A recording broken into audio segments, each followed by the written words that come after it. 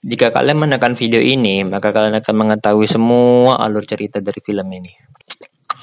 So let's do this.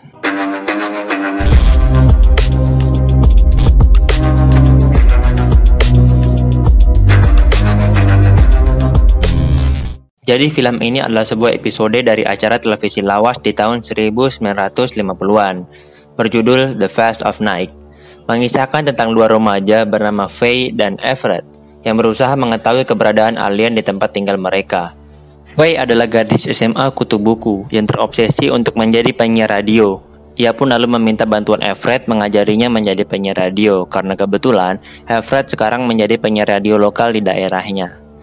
Film diawali pada kejadian suatu malam di mana Everett dipanggil ke gedung olahraga di daerahnya untuk memperbaiki gangguan listrik di gedung tersebut. Di sana, ia bertemu dengan Faye yang meminta Everett mengajarinya menggunakan alat perekam yang baru Faye beli. Setelah selesai dengan urusannya di GOR, Everett lalu mengajak Faye berjalan-jalan di sekitar parkiran untuk mengetes alat perekamannya Faye dengan cara mewawancarai para pengunjung yang datang ke GOR untuk melihat pertandingan tim basket lokal. Setelah tidak ada lagi orang yang bisa diwawancarai, Everett lalu menyuruh Faye untuk menceritakan suatu hal yang menarik dari sains. Faye lalu menceritakan hal menarik yang ia baca dari majalah tentang teknologi-teknologi yang akan ada di masa depan. Mulai dari mobil yang berjalan sendiri, hingga telepon yang tertanam di dalam tubuh manusia sejak mereka lahir. Malam makin larut, dan Faye harus kembali ke switchboard untuk bekerja menggantikan ibunya. Bagi yang belum tahu, switchboard operator bertugas untuk menyampaikan sambungan telepon yang masuk kepada orang yang ingin dituju.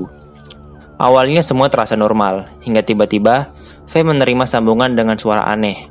Faye juga mendengar suara aneh itu di siaran radionya Everett. Faye lalu menghubungi Everett, tapi Everett tidak tahu menahu tentang suara itu.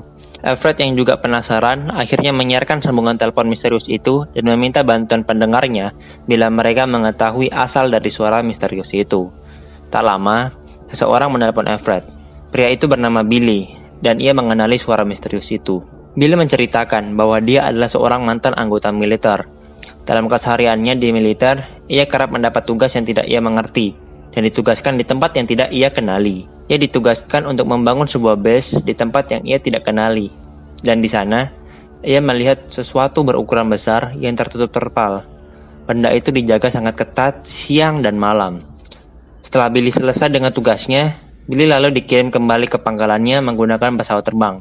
Dan ketika melihat keluar jendela, ia melihat para petugas yang ada di base tadi mulai menutupi landasan pesawat dengan tanah, seakan-akan tempat itu tidak pernah ada. Tiba-tiba, Billy mendengar suara aneh yang membuat dirinya ketakutan. Tapi itu hanya berlaku sesaat. Saat kembali ke pangkalannya, Billy mulai sakit keras dan paru-parunya bermasalah. Billy mencoba menghubungi orang yang ditugaskan bersamanya dulu. Dan orang itu mengatakan bahwa ia pernah bertanya ke salah satu rekannya yang bekerja sebagai operator radar bahwa suara yang mereka dengar bukan berasal dari militer, tapi sesuatu yang ada jauh di atas sana. Billy lalu mengatakan bahwa operator radar itu pernah merekam suara itu lagi dan kemudian mengirimkan salinannya ke sejumlah orang yang salah satunya berasal dari tempat Faye dan Everett tinggal. Faye mengatakan bahwa semua rekaman yang ada di daerah mereka tersimpan di perpustakaan. Faye mengusulkan untuk mengambil rekaman itu untuk mendengarkan suara itu lagi. Faye pun pergi dan mengambil rekaman itu dan menyerahkannya pada Everett untuk diputar kembali. Tak lama, listrik di studio Everett tiba-tiba mati.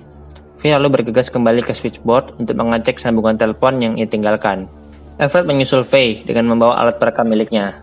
Dan di sana, mereka bertemu dengan sepasang suami istri yang sedang mengejar sesuatu yang terbang di atas langit. Tiba-tiba, Faye menerima telepon dari seorang wanita misterius yang mengatakan bahwa ia bisa menceritakan tentang bunyi misterius itu lebih banyak daripada Billy. Everett dan Faye pun bergegas ke rumah wanita itu. Wanita itu bernama Mabel Blanche.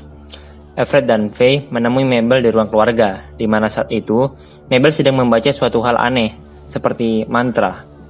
Everett pun merekam apa yang Mabel bacakan. Setelah itu, Mabel menceritakan tentang kisah hidupnya, di mana ia memiliki seorang anak bernama Hollis. Saat berusia 10 bulan, Hollis mengucapkan sesuatu hal yang aneh, yang tidak biasanya diucapkan oleh bayi. Mabel menanyakan hal itu pada dokter, tapi dokter tidak mempercayainya. Saat Hollis berusia 4 tahun, terdengar suara yang amat keras dari luar rumah Mabel. Hollis melihat keluar melalui jendela dan tidak merespon ketika Mabel memanggilnya. Mabel lalu membaca ucapan Hollis saat Hollis masih berusia 10 bulan dan tiba-tiba kepala Hollis mendongak ke atas dan matanya tertutup.